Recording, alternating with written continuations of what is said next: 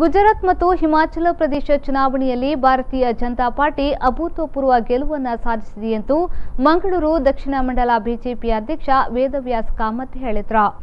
ಅವರು ಮಂಗಳೂರಿನಲ್ಲಿ ವಿ4 ನ್ಯೂಸ್ ಮಾಧ್ಯಮದೊಂದಿಗೆ ಮಾತನಾಡಿ, ಪ್ರಧಾನಿ ನರೇಂದ್ರ ಮೋದಿ ಮತ್ತು ಬಿಜೆಪಿ ರಾಷ್ಟ್ರೀಯ ಅಧ್ಯಕ್ಷ ಅಮಿತ್ ಶಾ ನೇತೃತ್ವದ ಬಿಜೆಪಿ ಚುನಾವಣೆಯಲ್ಲಿ ಭಾರೀ ಅಂತರದ ಗೆಲುವು ಸಾಧಿಸಿ ಪುನರುಪಿ ಅಧಿಕಾರ ಬರುವಲ್ಲಿ ಯಶಸ್ಸು ಕಂಡಿದೆ.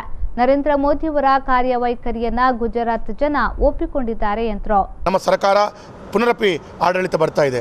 ಭಾಳ ಸಂತೋಷ ಏನು ಅಂತ ಹೇಳಿದರೆ, ಯಾವುದೆಲ್ಲ ಏನು ಕಾಂಗ್ರೆಸ್ ಇರಬಹುದು, ಇನ್ನಿತರ ಪಕ್ಷಗಳ ಯಾವುದೆಲ್ಲ ಧೋರಣೆಗಳನ್ನು ಹಿಡಿದುಕೊಂಡು ಕೂಡ ಸತತವಾಗಿ ಭಾರತೀಯ ಜನತಾ ಪಾರ್ಟಿ ಪುನರಪಿ ಅಧಿಕಾರ ಬರುವಲ್ಲಿ ಭಾಳ ಯಶಸ್ವಿಯನ್ನು ಸಾಗಿದೆ. ಇದಕ್ಕೆ ನರೇಂದ್ರ ಮೋದಿಯವರ ಏನು ಆಡಳಿತದ ವೈಖರಿ ಇರಬಹುದು, ನರೇಂದ್ರ ಮೋದಿಯವರ ಏನು ಅವರ ಡೆವಲಪ್ಮೆಂಟನ್ನು ಗುಜರಾತ್ನ ಜನರು ಅದನ್ನು ಒಪ್ಪಿಕೊಂಡದಾಗಿದೆ. ಅವರು ಒಪ್ಪಿಕೊಂಡು ಪುನರಪಿ ಭಾರತೀಯ ಜನತಾ ಪಾರ್ಟಿಗೆ ಅವಕಾಶ ಕಲ್ಪಿಸಿ ಮಾಡಿಕೊಟ್ಟಿದ್ದಾರೆ. ಮಂಗಳೂರಿಗೆ ವಿಜಯೋತ್ಸವವನ್ನು ಆಚರಿಸಲು ಪ್ರಧಾನಮಂತ್ರಿ ನರೇಂದ್ರ ಮೋದಿಯವರು ಆಗಮಿಸಲಿದ್ದಾರೆ. ಮಂಗಳೂರಿನ ವಿಮಾನ ನಿಲ್ದಾಣದ ಹೊರಗೆ ಪಾರ್ಕಿಂಗ್ ಜಾಗದಲ್ಲಿ ನರೇಂದ್ರ ಮೋದಿಯವರು ಸಾರ್ವಜನಿಕರೊಂದಿಗೆ ವಿಜಯೋತ್ಸವವನ್ನು ಆಚರಿಸುವಂತಹ ವ್ಯವಸ್ಥೆಯನ್ನ ಕಲ್ಪಿಸಿಕೊಟ್ಟಿದ್ದಾರೆ ಎಂತವರು ಹೇಳಿದ್ರು. ಮಂಗಳೂರಿಗೆ ನರೇಂದ್ರ ಮೋದಿಯವರು ಆಗಮಿಸ್ತಾ ಇದ್ದಾರೆ.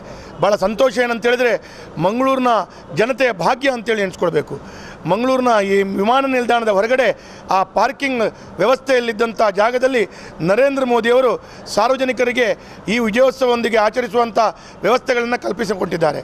ನರೇಂದ್ರ ಮೋದಿಯವರಿಗೆ ಈ ಒಂದು ಮಂಗಳೂರಿನ ಜನತೆಯೊಂದಿಗೆ ಈ ವಿಜಯೋತ್ಸವವನ್ನು ಆಚರಿಸಲಿಕ್ಕೆ ಅವಕಾಶ ಮಾಡಿಕೊಟ್ಟಕ್ಕಾಗಿ ಮಂಗಳೂರಿನ ಜನತೆ ನರೇಂದ್ರ ಮೋದಿಯವರಿಗೆ ಚಿರಋಣಿ ಅಂತ ಹೇಳುತ್ತಾ, ಈ ಒಂದು ವಿಜಯೋತ್ಸವದ ಸಂದರ್ಭದಲ್ಲಿ ಮಂಗಳೂರಿನ ವಿಮಾನದ ನಿಲ್ದಾಣದ ಹೊರಗಡೆ 10:30-11 ಗಂಟೆ ಒಳಗಡೆ ಮಂಗಳೂರಿನ ಸಾರ್ವಜನಿಕರು, ಹಿತೈಷಿಗಳು, ಮೋದಿ ಅಭಿಮಾನಿಗಳು, ಭಾರತೀಯ ಜನತಾ ಪಾರ್ಟಿಯ ಕಾರ್ಯಕರ್ತರು ಎಲ್ಲರೂ ಕೂಡ ಅತ್ಯಧಿಕ ಸಂಖ್ಯೆಯಲ್ಲಿ ಅಲ್ಲಿ ಭಾಗವಹಿಸಿ ನರೇಂದ್ರ ಮೋದಿಯವರಿಗೊಂದಿಗೆ ಈ ಒಂದು ವಿಜಯೋತ್ಸವದಲ್ಲಿ ಭಾಗವಹಿಸುವಂಥ ಯೋಗ್ಯವನ್ನು ಅವರು ಅವಕಾಶವನ್ನು ಸಫಲತೆಯನ್ನು ಮಾಡಿಕೊಡಬೇಕು ಅಂತೇಳಿ ಕಳಕಳಿಯಿಂದ ಮಂಗಳೂರಿನ ಜನತೆಗೆ ನಾನು ಈ ಸಂದರ್ಭದಲ್ಲಿ ಕರೆ ಕೊಡಲಿಕ್ಕೆ ಇಚ್ಛಿಸ್ತೇನೆ.